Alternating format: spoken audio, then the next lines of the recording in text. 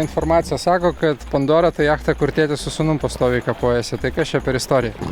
Na, tai jau gan ilgai ta istorija tokia tęsiasi, nes pirmai sūnus su tėvu kartu buriavo, bet po to kilo ten tarp jų nesutarimai, taktiniai sprendimai pradėjo keistis, na ir nusprendė sūnus kažkaip atsiskirt.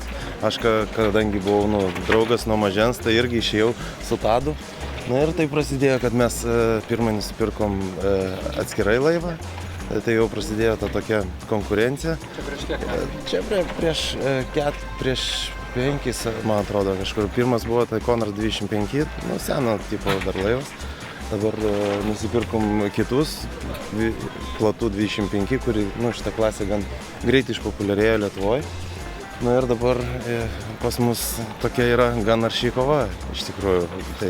Tai Algis pirmas, tai Tadas pirmas ir, nežinau, bus parodys, kaip čia šiemet ruošiamas, bus matyti. Kaip komanda yra susigrojus? Vis tiek laivą jau gana gerai žinot ir daug kas priklauso nuo komandos.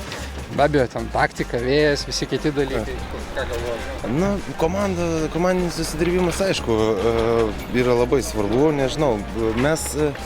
Pas mus taip kartais šiemet, nežinau, ne visas varžybas buvo visi kartu susirinkę, tai taip, dar trūksta to tokio susidirbimo, nežinau. Bet šiaip plaukiam ne vienus metus, tai čia toks kaip ir nepasiteisimas. Turim gerai, pažįstam vienas kitą, tai realiai turim gerai plaukti. Tiesiog kartais, aišku, nelabai ir sekasi. Arba tiesiog priešininkas padaro, suplaukia geriau taktiškai pasiruošęs. Kalbant apie kitus priešininkus iš senesnių metų istorijos, ką galėtum išskirti, su kuo pastoviai kryžiuojasi rezultatuose ir taip toliau, kas pastoviai į akis krenta? Na, dabar šitoj platų 25 tai labai pasikeitė tie jo konkurentai, nes tai Bestija, Algirdas Žižys, tai yra mūsų vienas iš tokių rimtų konkurentų. Dabar pradėjo važiuoti ir kiti ten, tai Juozas Gardevičius su Mojito, tai tai jau tokia trijulė susiformavo, o čia bet kuris gali šaut, žiūrint, kam kaip tą dieną pasiseks. Na, be abejo, dar neblogai plaukia White Whale, bet nežinau, jie mažiau plaukia su mūsų klasiai, tai gal jiems irgi truputį tų treniruočių per mažai, bet sakau, bet va šita trijulė, tai tokia yra. Techninė jūs jau praėjot, ne? Ne, mes ką tik atplaukėm, tai bandysim techninę praeiti, viską susitvarkyti ir... Laivas paruoštas. Jo, laivas paruoštas jau seniai, laivas buvo paruoštas Vilniuje, tai...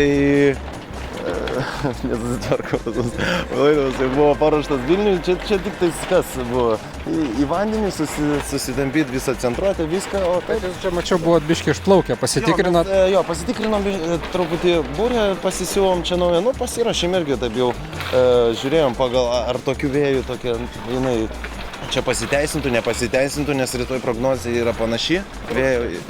Jo, rytoj turėtų būti irgi vėjuko, tai dabar jau truputį maždaug žinom kaip. Aišku, irgi čia dar gali viskas keistis, vakare nuspręsim galutinai, kas čia... Tai neužlaikau, nes komanda matau bėga. Gerai, ačiū, iki.